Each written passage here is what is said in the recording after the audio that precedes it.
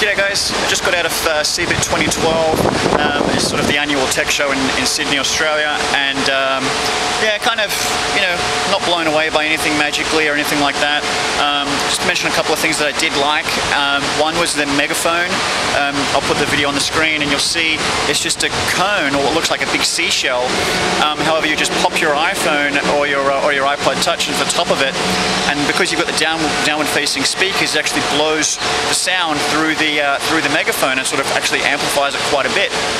That was actually quite impressive because when you did put it in, the sound was very good.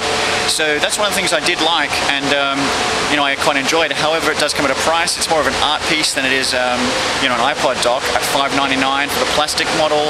I think the platinum one was in the thousands of dollars, so it was getting to be quite a bit expensive. Besides that, I saw the transparent LCDs. I saw these guys last year, ENSI, I think the company is spelled. You know, these guys can't get anyone to distribute their product in Australia, which is a real shame, because they're producing these boxes where you can put, you know, your product behind it and play your advertisement video straight over the top of it, which is really cool and a good way of showing off your product in a store.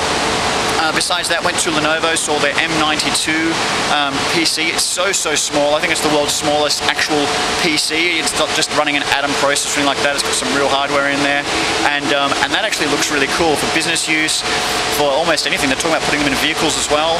You know, there's a lot of potential there, so that's a really nice piece of kit. Went to Samsung, had a look at their gear. Nothing we hadn't already seen before, so there was no real surprises. However, it was still very busy. Dell, smashing it with Ultrabooks and things like that. Oh, huge focus on e-boards. So we used to have electronic whiteboards and stuff like that for businesses.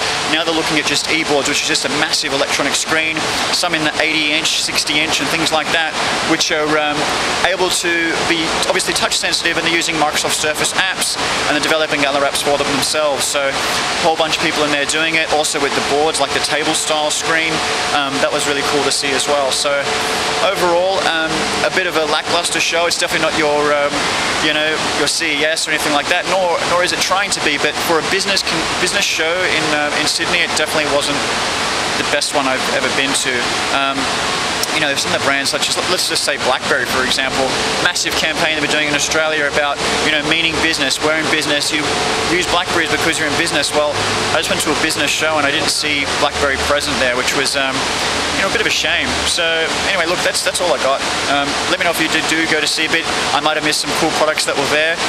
Hit me up and we'll go from there. Cheers.